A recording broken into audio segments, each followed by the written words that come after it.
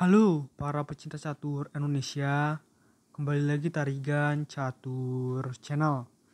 Kali ini admin Tarigan Catur akan menampilkan ya partai catur menarik dari turnamen Kalimasada Nusantara Cup 2021 Arena, salah satu turnamen di aplikasi atau website Lichess yang melibatkan pertarungan antara pecatur asal Binjai yaitu Bobby Pratama dengan nama akun Lichess Elang Sakti dengan rating Lichess yang blitz yaitu 2456 menghadapi perlawanan juara kejurnas junior 2021 yaitu Zid Tauli Ramadan yang juga merupakan non-master terkuat Indonesia pada bulan Oktober ya, karena menjuarai turnamen non-master yang diikuti hampir seluruh pecatur Indonesia dengan meraih 11 kemenangan dari 11 pertandingan yang dilaksanakan. Oke, langsung saja kita masuk permainan. Di sini Bobby Pratama memulai permainan dengan pion D4 dan dibalas oleh Zitauli Ramadan dengan kuda F6. Ini adalah pembukaan pertahanan Hindia ya. Gajah G5 langsung mengancam kuda dan pion D5. Kuda C3 dan pion C6. Menteri D3 dan pion H6 mengancam gajah putih. Di sini gajah putih mundur ke petak H4, tujuannya tetap memelihara ancaman terhadap kuda hitam. Gajah G4 dan pion F3 mengancam gajah. Gajah mundur ke petak H5. Pion E4 dan gajah mundur ke petak G6 membuat pion putih ini tidak bisa bergerak. Karena kalau pion putih ini bergerak dengan memukul pion misalnya, maka gajah pukul menteri ya. Jelas di sini langsung kalah kualitas. Oleh karena itu, di sini putih melakukan langkah memindahkan menteri ya ke petak E3. Pion pukul pion dan pion pukul pion. Di sini keuntungan putih adalah memiliki dua pion yang menjaga atau menguasai petak pusat. Kuda D7 dan kuda F3. Menteri B6 untuk mendapatkan pion putih dan di sini cukup berani oleh putih dengan melakukan langkah rokade panjang untuk menyelamatkan pion tersebut. Pion E6 dan pion A3. Gajah E7 dan gajah D3.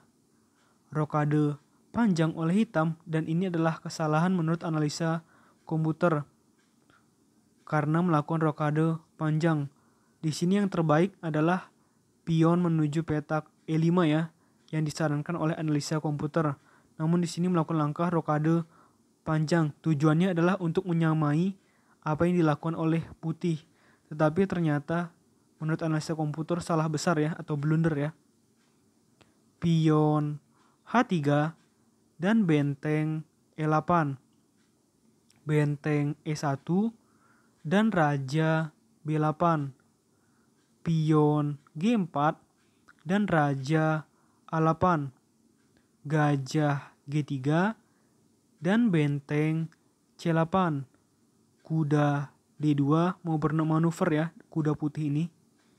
Dan menteri mundur ke petak D8. Kuda C4 dan kuda B6 mengajak pertukaran kuda. Bagaimana respon putih? Kuda E5 terus mengembangkan kuda. Dan pion C5. Gajah B5 mengancam benteng hitam. Dan di sini benteng pindah ke petak F8. Raja B1 membuat posisi raja putih menjadi lebih aman ya, dengan menguasai petak A, B, dan C secara langsung setelah langkah raja menuju petak B1. Pion C4 dan kuda pukul gajah di petak G6.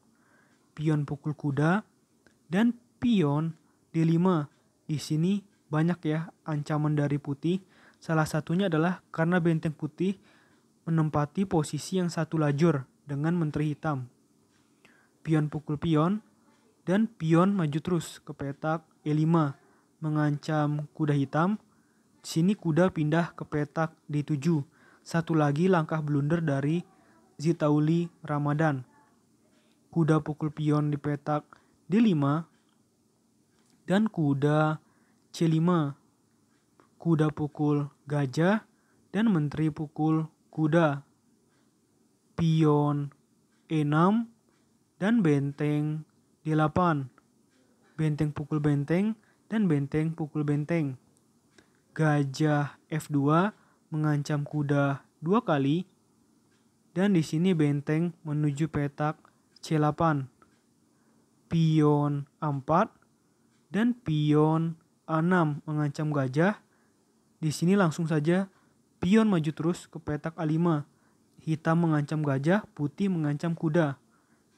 Kuda pindah ke petak D5 mengancam menteri dan menteri pindah ke petak D4.